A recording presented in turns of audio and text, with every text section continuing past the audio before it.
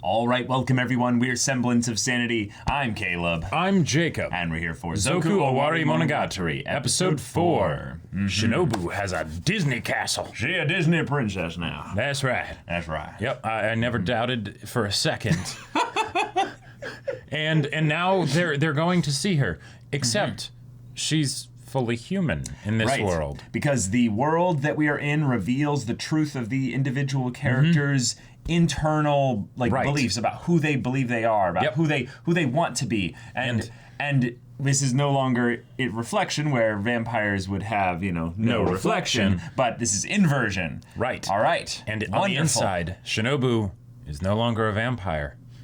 So is she more Ara or is she Oni-chan? No, I think it's gonna be the Ara. Ara? Yeah. Oh baby. Uh-huh. I might have to rethink my. Oh boy.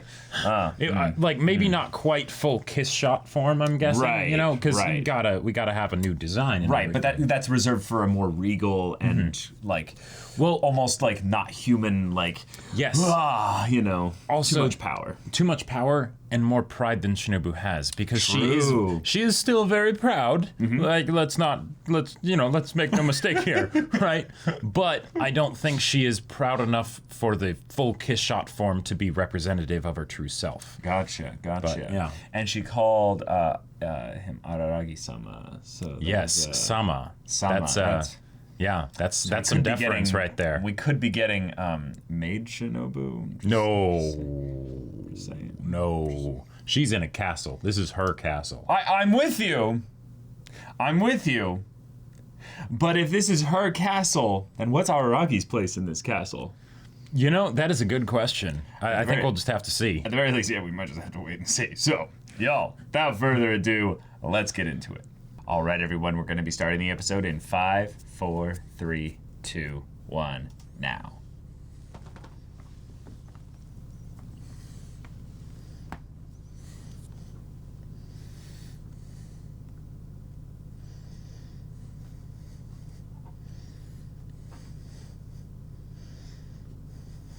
Oh. Wow. Yeah. He was staring us in the face the whole time. Right. See, we're just so used to the idea of, Shinobu and grandiose settings that, it didn't stand out to us. Yeah.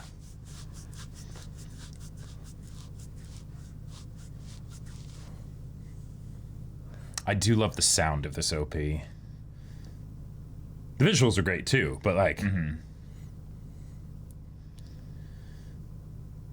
this is definitely up there as far as the songs for the different Gatsuri OPs. Oh yeah.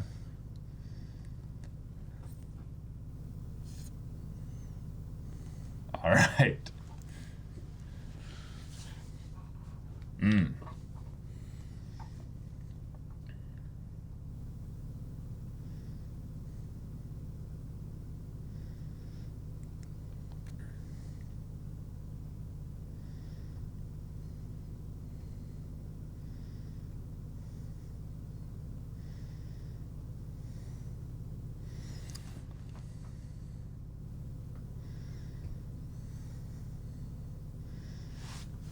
Right.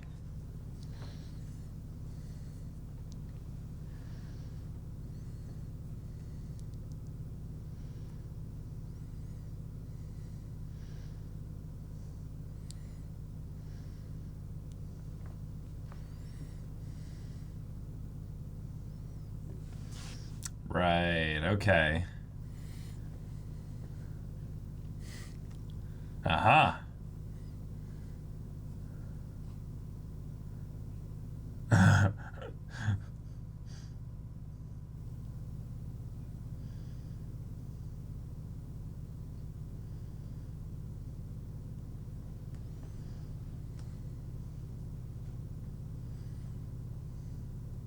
Okay.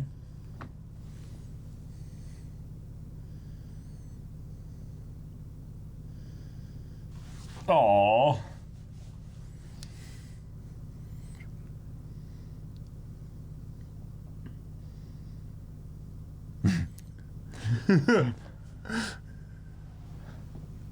It's like, oh, wow. Yeah.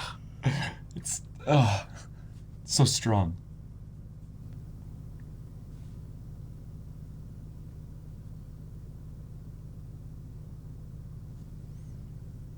Yes, he was isekai'd. Yes.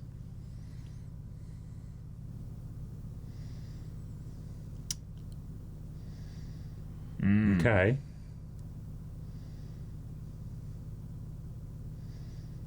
Yeah. Yeah, and yet this is the one that. Exactly. Right. Oh.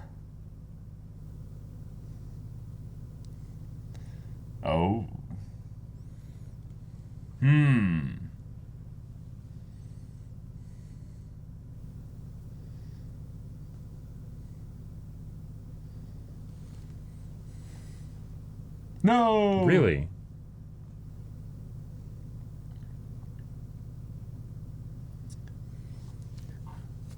It's not going to continue like this, though. Like we're gonna actually see her, right?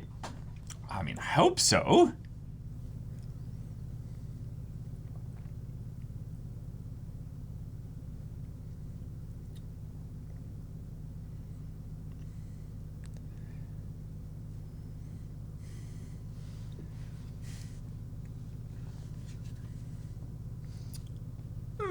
Oh, it's got its, yeah.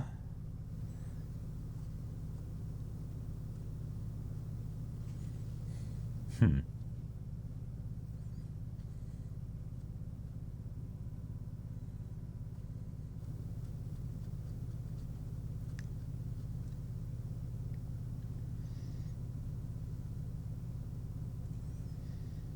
love the poetry of this. Okay.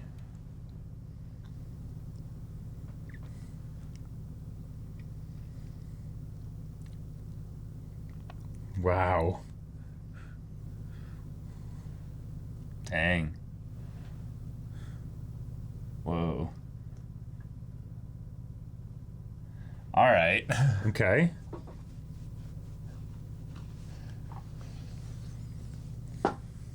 Yes, my queen.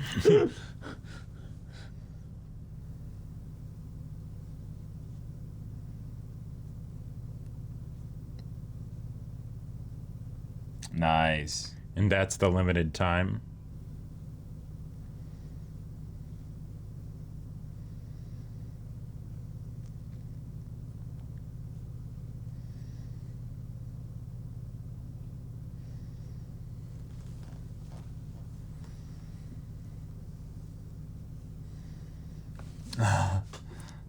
Whoa.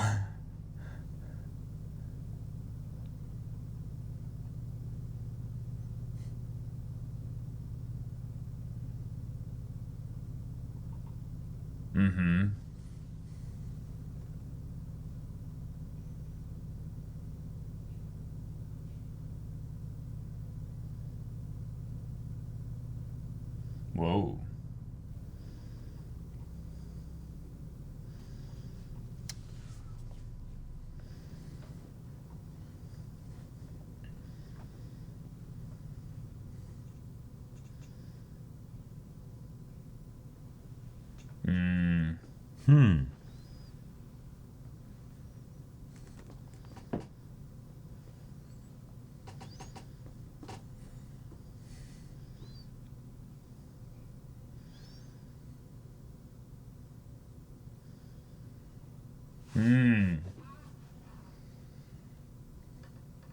Wow.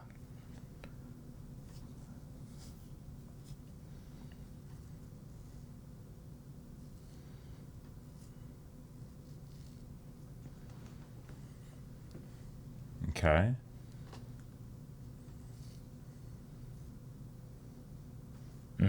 Yeah.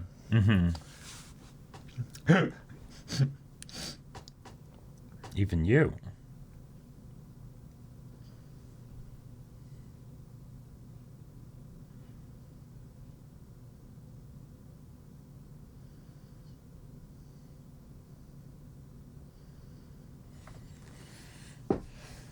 Wow.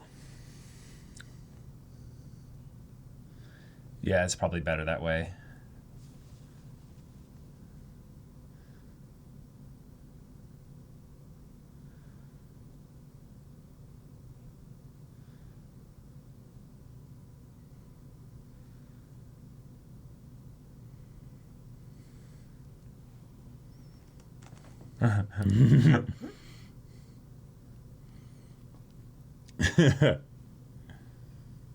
Oh.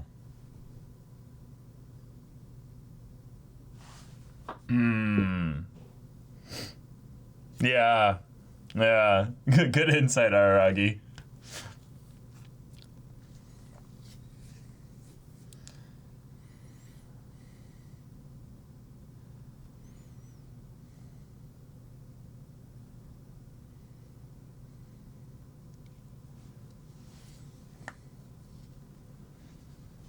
Whoa, Oh, boy. Whoa, dude. Yep. Yep.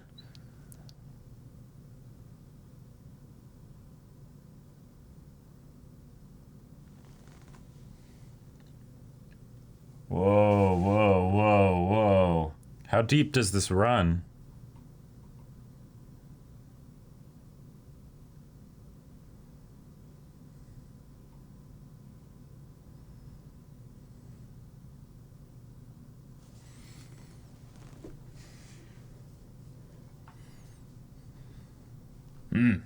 Okay. Awesome.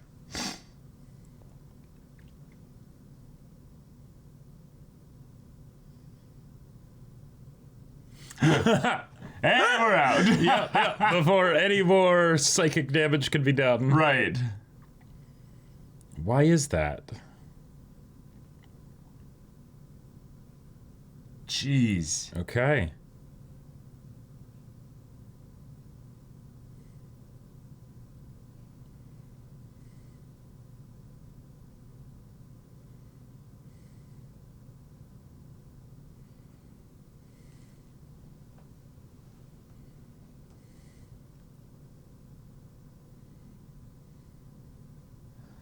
Jeez. Okay. Yeah. Ugh.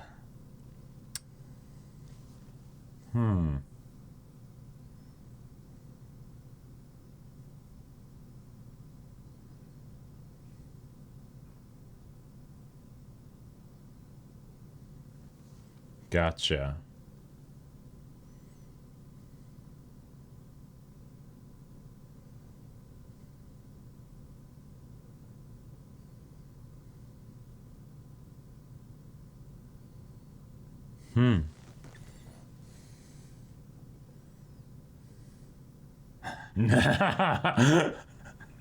I was wondering why it seemed like we were in France or something at this point, and then they showed Napoleon, Ononoki, basically. Now we're on the Great Wall of China. Okay. All right. So even in this world, Shinobu's lonely.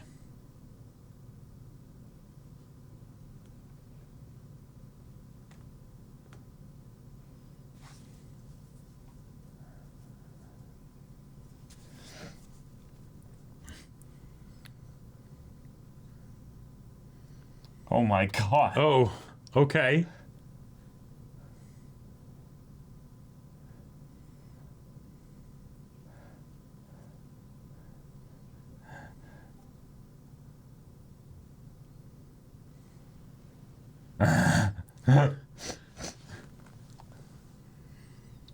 So who might be able to do that? Ooh.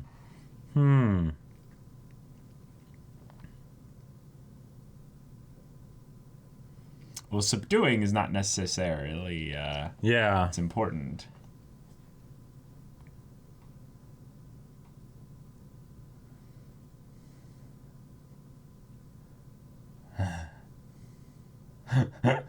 Wait, is it just going to be her? She could be her, yeah.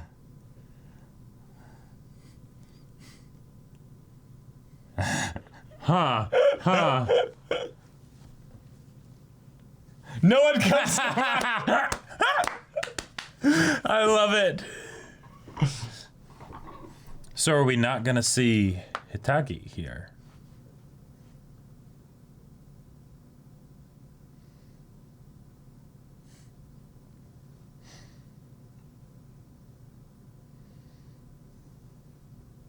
Oh my god. He's like, don't worry, I'm out of here.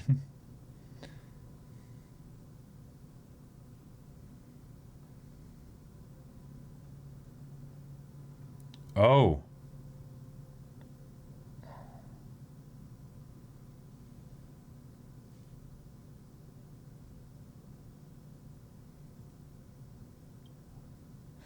Oh, dang. Okay.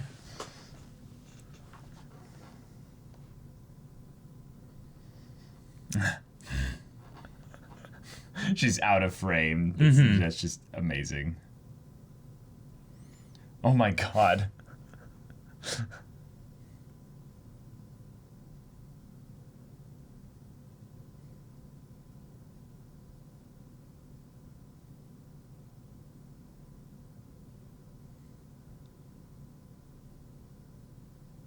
Uh.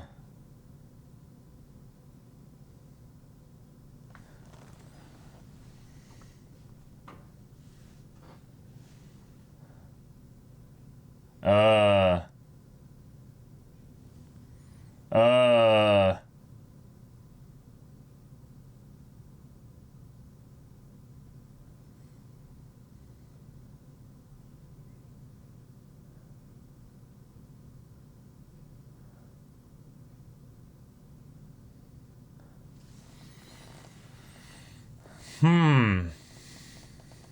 It's almost like trying to drown him, like Yeah. like push his head into the sink.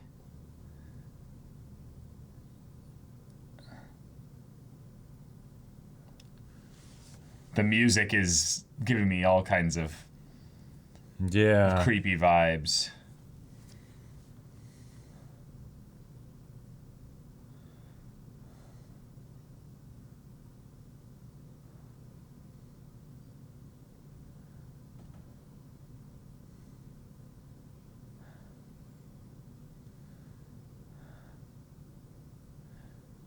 Oh.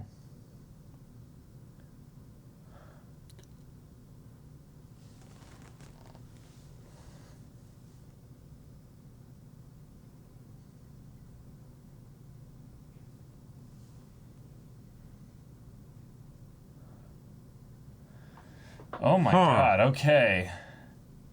A trivial thing, huh?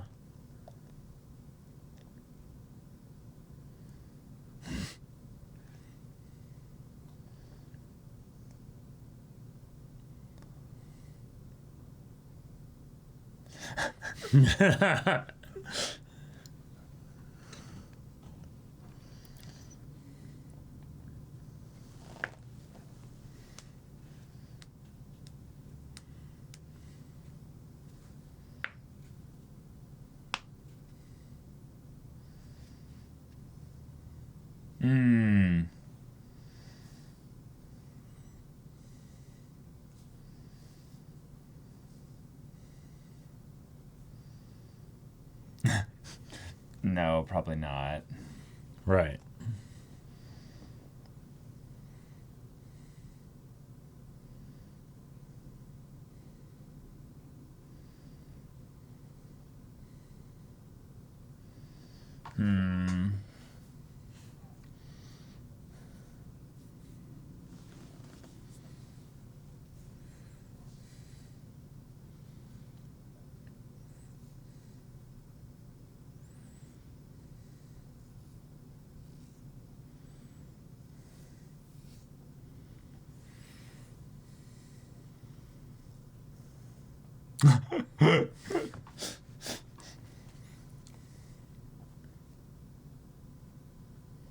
Which is?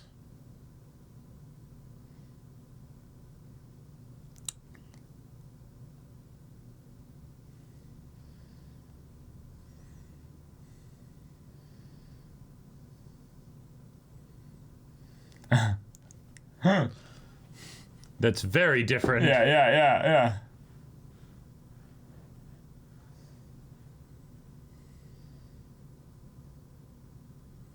Yeah.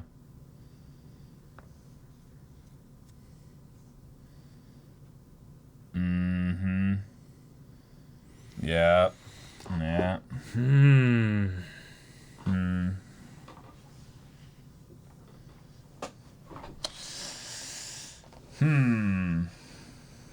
Yeah.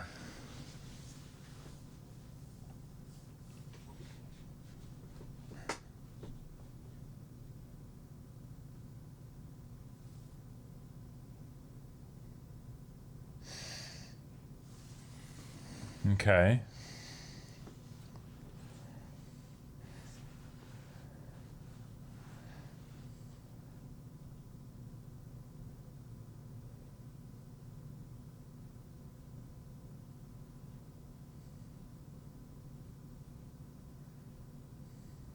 Yeah.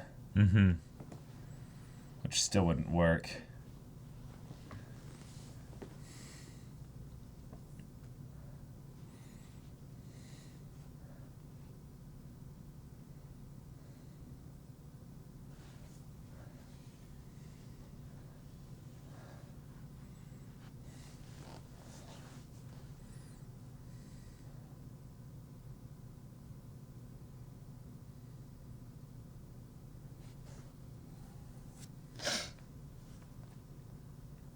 Yeah. Mm-hmm. Yeah, seriously. Yep. And there's one more person you still need to see. Uh-huh.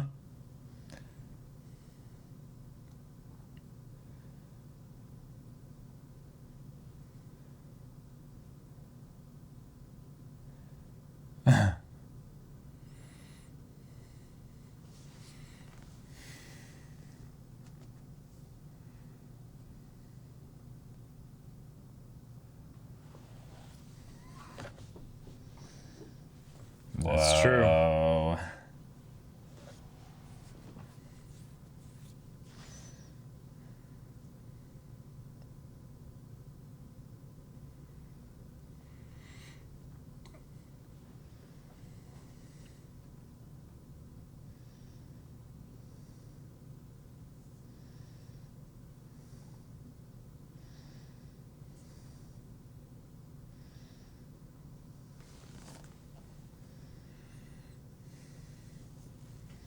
Okay. All right. He's like, I'm that competent. I'm that good. 5 hours. Oh, okay.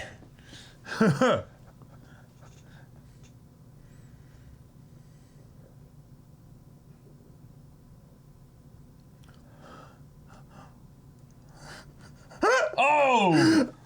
Oh, hell yeah! Oh my god! Well, all right. Okay. Go Yotsugi, yeah.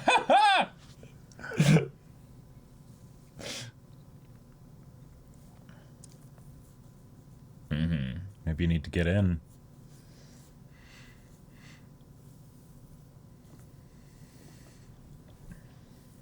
Right.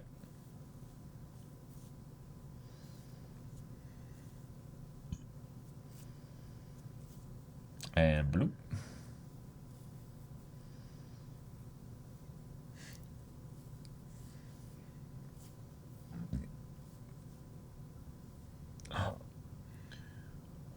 Is this her mom?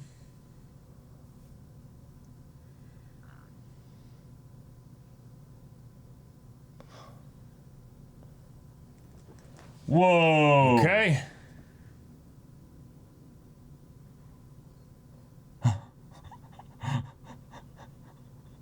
Oh my god, all right. Well. And this is just going on with Tsuruga being the rainy devil and stuff. Yep. Mm-hmm. Mm-hmm. Okay. Okay. All right. All right. Let's this go. This is a nice little, complication. I'm really curious how they're gonna bring up the issues that she went through. Remember, because she said she, or they mentioned in the previous thing how she had a similar situation, an issue, and stuff like this. Right. That caused her to leave, basically. So, what ways in which her similar problem could end up basically applying here to an Araragi who's already kind of, found a semblance of balance in the other world, Right. Here, would that be different or something? I don't know.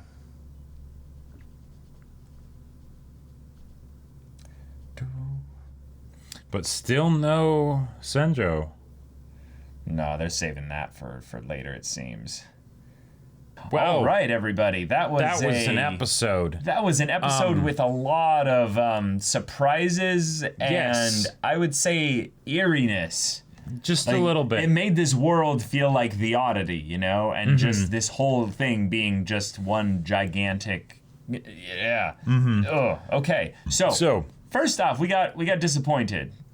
No Shinobu full beauty. Not a proper like shot of here's the design kind of a thing. Yeah. But that definitely makes sense within the context of the story because one, there was the whole veil thing and all of that stuff, but even if there was, Araragi probably wouldn't dare to look straight at her. So it makes sense that we wouldn't get a full design shot there. Even though we did focus on her feet a couple times, which who knows, maybe that's to show that, you know, Araragi doesn't feel, you know, worthy enough to look her in the face, right? You know. Well, I don't think he ever got a shot of her face. The curtain was always up. Gotcha. Yeah, he never got to even be able to look in her. But that was a scene. Yeah. Like, and as far as you know, as far as the whole or not the whole show, the episode, not the weirdest scene or the craziest scene, but it was something. I loved the presentation of it. Yeah. The visuals, the Araragi's internal thoughts and everything, and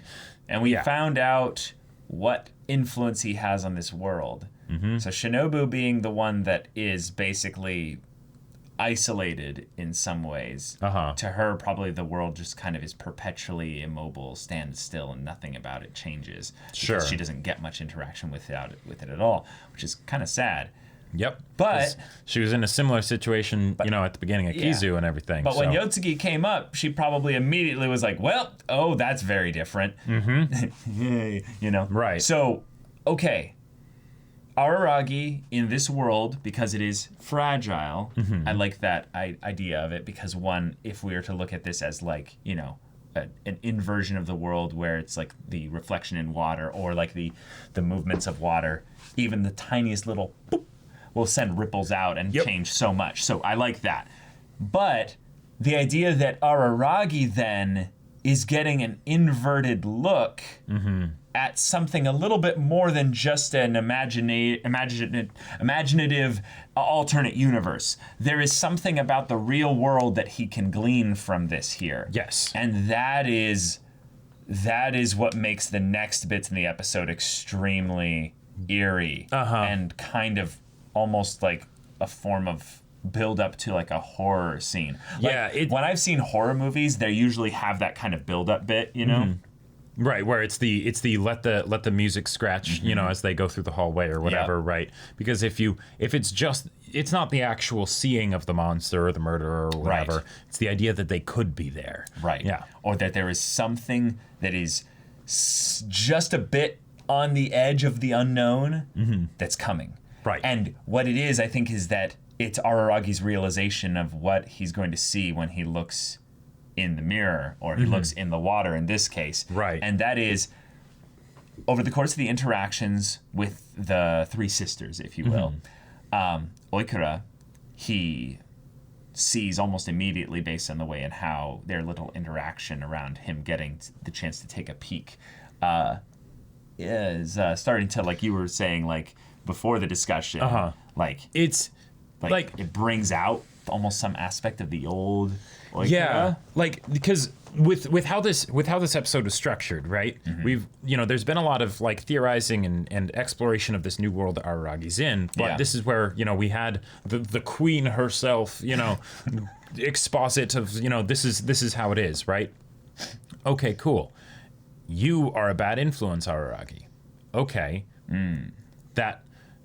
that's a thing. Araragi's been told that before, that he is definitely hard on himself, Yeah. And that doesn't just stop with him, right? And then the character brought up at the end. Right. Yeah. So then, okay, Oikura.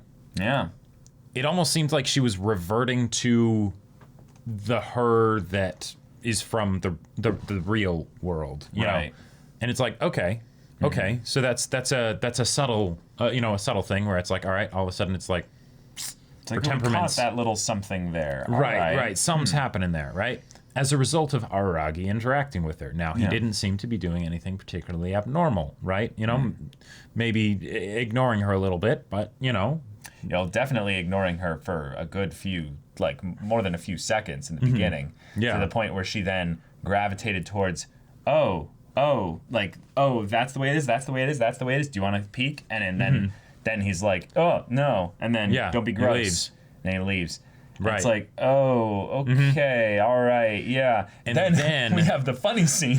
Yeah, which I'm glad that we got some good comedy. Yeah, because it was starting to get a little bit uneasy. It's throw some levity in there with the eye scratching and all of that stuff. Yeah, that comes later. Yeah, that comes later. But yeah, we've got Karen. And yes, Araragi's walking down the stairs, so it makes sense that this would happen.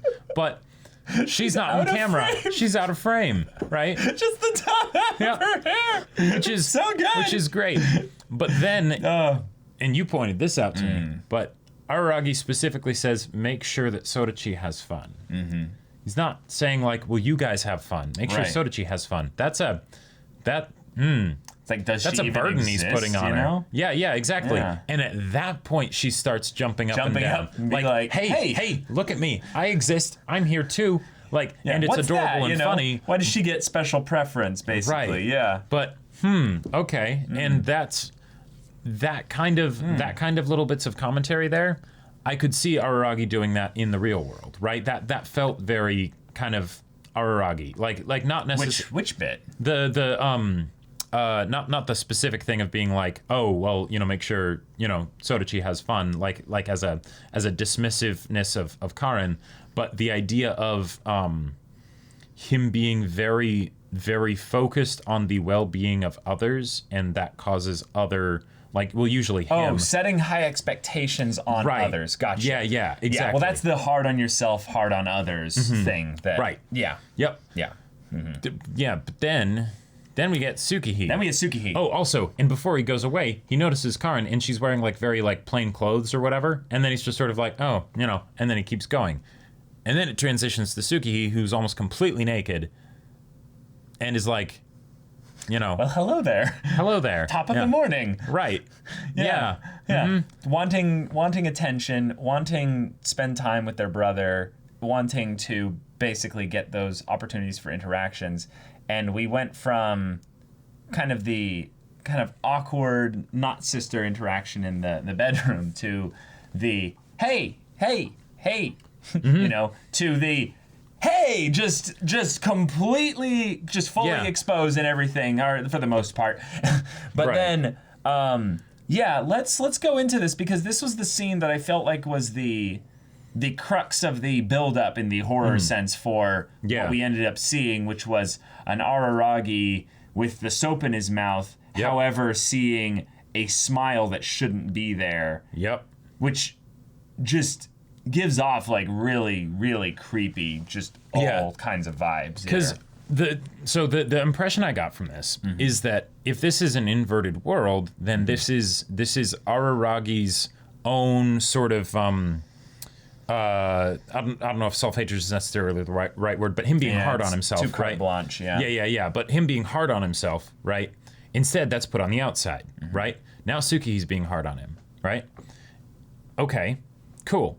But oh no, it's not so fun anymore, is it? Right? No. When it's coming from the outside, it's like, oh no, this is pretty dark. This is pretty twisted, pretty messed up. It feels like abuse, basically. Right, and it's all done under the guise of I'm helping you. Yep. I'm washing your face. There's something that needs to be taken care of, right? Yep. You were already going to wash your face anyways, right? You didn't ask for this, but I'm going to do it, right? Yep. Because I care. Right. But then I'm going to make you do all the things of how I'm going to help you, kind of play you like a puppet and push you down. You're going to do this with your mouth. You're going to put the soap in your mouth and this whole thing there. And then there were multiple things that Tsukihi did. And while she was doing these things, she gave a warning of, I'm not that good at this, by the way, so I might scratch your eye, which in terms of the ways I could hurt you, it's basically like the most amount of pain that you could do to someone while washing their face with your hands. And also potential permanent damage. Permanent damage potential, but also a thing of where it's like, this is something that really shouldn't be on the table. Meaning, like, it's something where I could understand you getting some soap in your mouth. That makes sense. Sure. Totally. But actually, like, scratching out your eye, no, that could be... Yeah. That can be quite a bit there. And now, go for it. I just wanted to say that the idea of the idea of the soap being put in the mouth, she full on like shoves her hand with the soap into his mouth intentionally. It wasn't an accident. Right. Yeah. It feels like a punishment, basically. Yeah, you know, like, because in this context, you know, she's just doing something horrible to Araragi, right? Well, we don't know intent here. Okay, sure. But, sure. Yeah. Usually when I would think of soap being put in someone's mouth, it would be, you know, you did something you shouldn't have. You said, you know, like in the very, you know, extreme sort of like, okay, you said a foul word. We're going to wash your mouth out with soap kind of a thing, right? Yeah. If this is, but from the perspective of if Araragi is doing this to himself, it makes me think of the I need to be better, right? And all these little things that, it's just, you know, if I end up accidentally scratching myself, that's no big deal. But no, this is a big deal, right? Mm-hmm. It's not just a simple scratch, you're scratching your eye out, right? Mm-hmm. That's not something you can just let slip by, right? That will take its toll on you if you don't put an end to it. Right? Mm-hmm. In a similar thing with the soap in the mouth, that it feels like extreme punishment with the intent of training, basically. Like, at least from the standpoint of what it would mean if Araragi were to do that. I'm not talking about Tsukihi here. Right. I think that's where we can get at the reality of what this means for Araragi without trying to go into the intent of a character iteration that doesn't really exist in the real world, meaning that this is an alternate thing here. So what it represents for Araragi, is kind of... it doesn't really matter what the intent of Tsukihi is really in that case, because the result is one that we can very easily interpret. And that's why I mentioned that wasn't what I was meaning by it. Yeah. Okay, cool. Yeah, and then he, you know, turns off the water with his mouth and everything, and this is another thing that I love, because it's showing that not only is Araragi being, you know, punished in this situation here, right? You know, there are negative things being done to him, but he's also all tied up. He can't even do things effectively. Right. Because, you know, he's got both arms tied behind his back, essentially. Yeah. Right? So he's got to turn the faucet off with his mouth. Right. And that's, it doesn't even end up helping that much, does it, Araragi? And you're paying a pretty steep price for it. I love that the horror of it was something that was so intrinsic to the feeling that you got from this, not from... Maybe it's a weird way to say this, but not from literally what was happening, if that makes sense.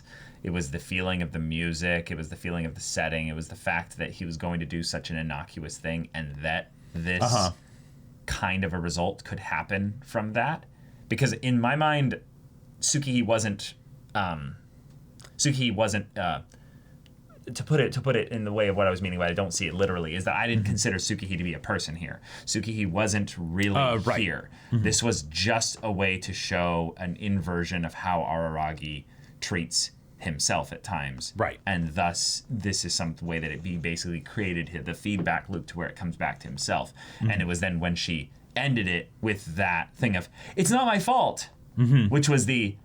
I blame other people. It was the Oshinomeme thing that was said in the previous bit of the episode of, I hate people who are self-victimization people, and it's like they're trying to blame an oddity for something that they did themselves. And in this situation, Araragi to them is the oddity. Yep. I love it. It's just a perfect little bit of mini foreshadowing for within the episode to have Oshinomeme say that, and then to have like almost immediately afterwards someone in the world blame the oddity. For the thing that they clearly did. Yep. And I just it's oh my god. And then it wasn't my fault. I gave you ample warning. Why can't you ever do as you're told? Oh, wait a minute. Oh, wait a minute. What do you mean? What? the panties slip off. I think I understand it now. Wait a minute. Is it possible that people are spreading lies, essentially, that he is a panty thief by little things like this? Is that going way too, like, off rails here? I don't know. Possibly. I don't know. The main thing that I'm wondering is if that is happening, it would be happening because it has some relevance to the themes, to the themes and everything, right? And I don't know what that would be. If it was something like that, maybe it's that Araragi, you know, if this is one of those things where it's something that Araragi does that's being put on display, and now he gets to see it from the outside, you know. Maybe it would be that he kind of puts himself in a box, like that kind of like by setting things up so that way there can be a quick label. He doesn't have to like grow or something like that. I don't know, but I'm not sure about that. Like, I see what you're saying, kind of, but I was thinking more of it being a thing of where if people are labeling him because of how hard he is on himself at times, that this is then something of where they're just perpetuating it because it's easy, and it's more just a like, well, yeah, like everyone knows it. Everyone knows it.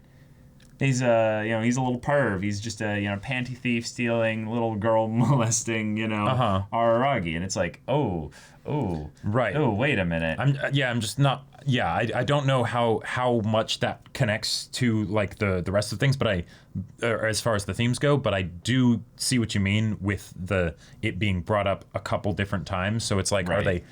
Are they setting something up to be like, oh yeah, we're gonna foreshadow that this will be brought up, and then we're gonna bring it up at some point in the next two episodes, or the last two episodes, to help make a point with it. Yeah, and I almost feel like this continues into the next thing, because Yotsugi then goes, oh, don't let such a trivial thing bother you. There's no use crying over spilt milk. Oh, wait a second. Isn't that a game changer? Right. Now, that might have been just a thing for comedy, but it might also just be a continuation of why are you taking this so seriously? This isn't that big of a deal. Don't, she just scratched your eye out. Yeah. Yeah. Yeah, it's the, everyone else is hard on you thing here, but it's, I'm not letting you, lament about the legitimate concern you have over this thing, because no, it's not a big deal. Don't cry over spilt milk. Yeah, it almost felt like it was either maybe a comedy thing, or Yotsugi was genuinely like making that comment, and that's part of the thematic, the characters responding to it and stuff, or maybe even it's something where the different her that she is now is sort of like, oh wait, no, that's something that the old me would have said, or I don't know, that does seem like a game changer. Yeah, I liked that when we got to the part where he met Hachikuji for the first time and stuff. It's at least I believe that it looks similar to it. It doesn't have the billboard there with the map, but it is, because there's the park in the background. Basically saying that he'd like to get everything resolved by today. Basically, like the show's gonna end, today, basically. But him saying, I'm getting more frustrated with each passing day. Yeah. And I like how the word frustrated, I mean, this is a weird thing to focus on. Okay. But frustrated is basically like a past tense kind of thing there, So it's a word that, I mean, obviously it's a translation and stuff, but it's not a present.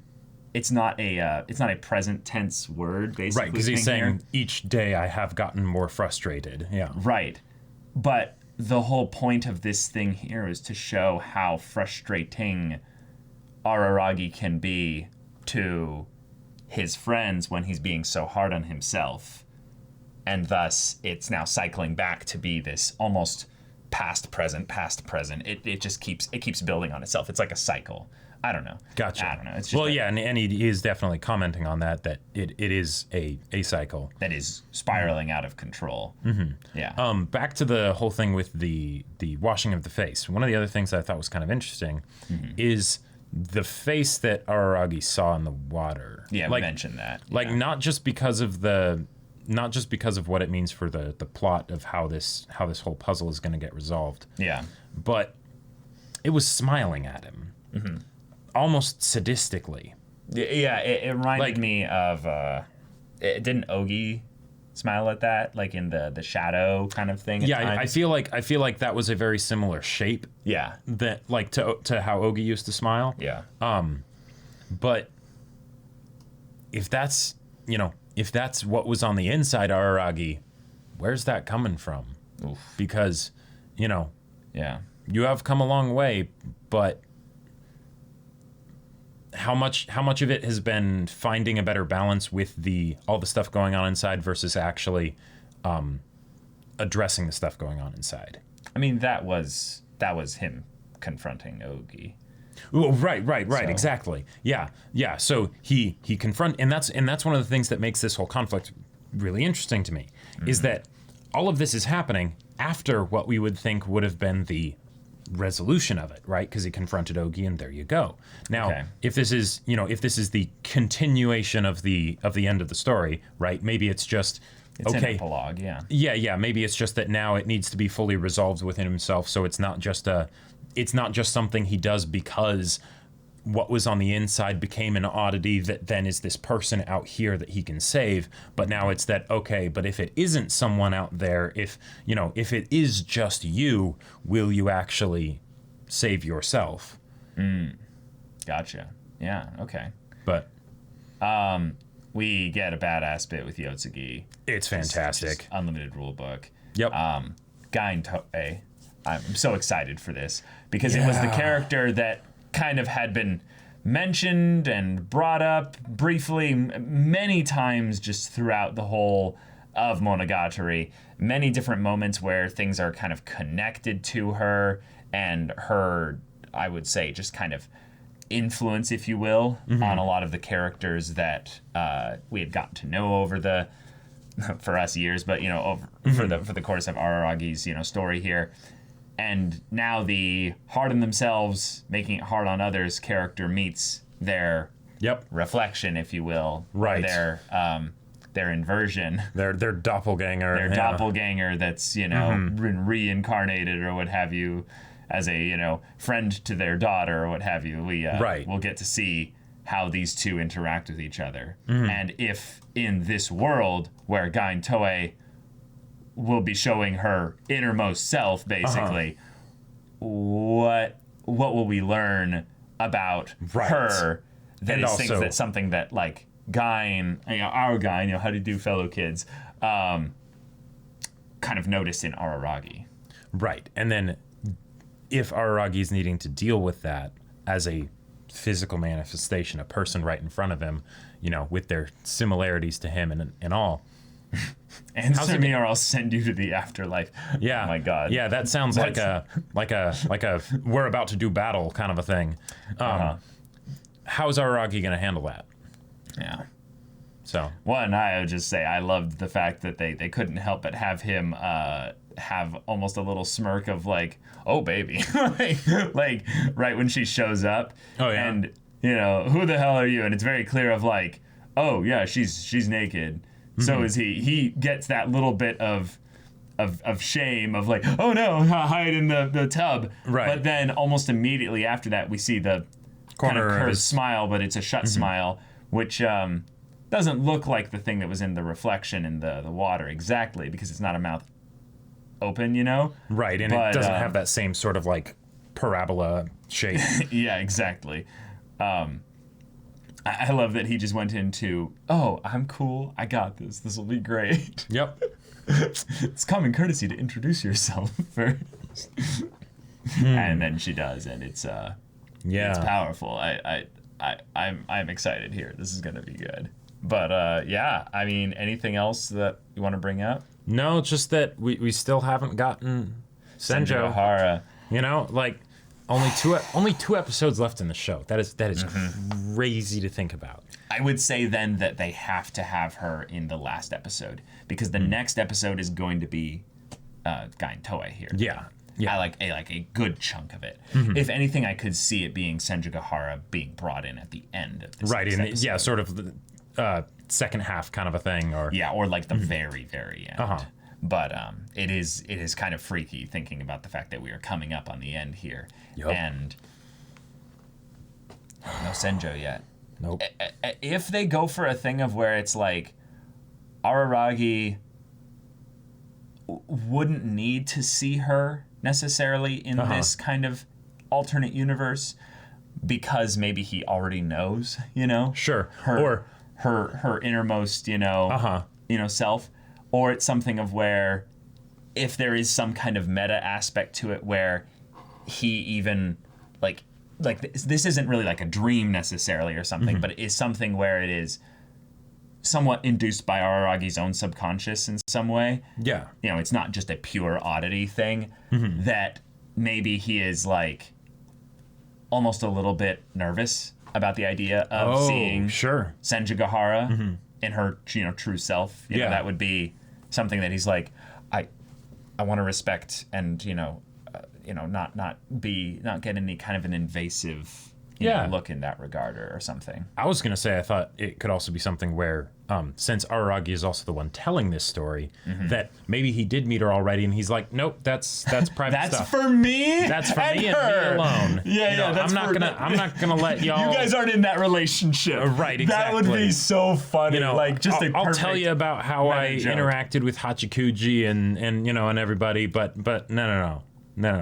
Yeah. Not Hitaki. Yeah. Shinobu has a special place in that she is just radiance itself. But Senjigahara, no. You guys aren't involved in that. By the way, I just want to point out. That would be great. I just want to point out that, yes, Shinobu was a princess. Here we go. Was a princess. However, when talking about the internal states of innermost beings of all these characters being put on display, Shinobu was so awesome that Araragi couldn't even stand to be in her presence.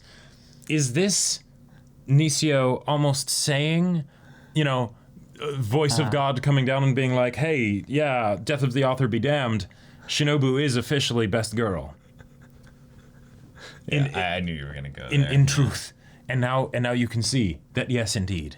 But she is best girl. Isn't actually that just doomed to be like something that doesn't age well? Because if Senjigahara is literally being saved for the last episode, that's kind of like saying she's the canon ending. She is the canon ending. She is Araragi's best girl. See? Gotcha. That's the way you explain around it. Sure. But with the objective truth of the matter as displayed by this arc so fantastically, Shinobu is best girl. She's also kind of a sellout as well because she's in a Disney castle, though. So, just saying. I beg to differ, but... Just saying. Yeah. But y'all, thank you so much for watching this episode's reaction and discussion. If you want to see the next episode's reaction and discussion right now, though, go check out the link in the description below for our Patreon. You can get on early access there, and any level support gets you access to our Discord, where you can chat with us in the community there about this show, about anime in general, and also be sure to check out our Twitch channel. Yes, we stream Monday through Friday at 3 p.m. Pacific time for each of those days. Mondays we do podcasts. Tuesdays are One Piece dramatic manga readings. Wednesdays and Fridays, Caleb does gaming. Yep, I'm going to be playing Cyberpunk 2077 very soon. Yeah, so check that out. And then on Thursday, I'm playing Persona 4 Golden, so check that out. Yeah, so if any of that interests you, we'll see you there. But until then, we're Semblance of Sanity. I'm Caleb. I'm Jacob. And we'll see you all next time.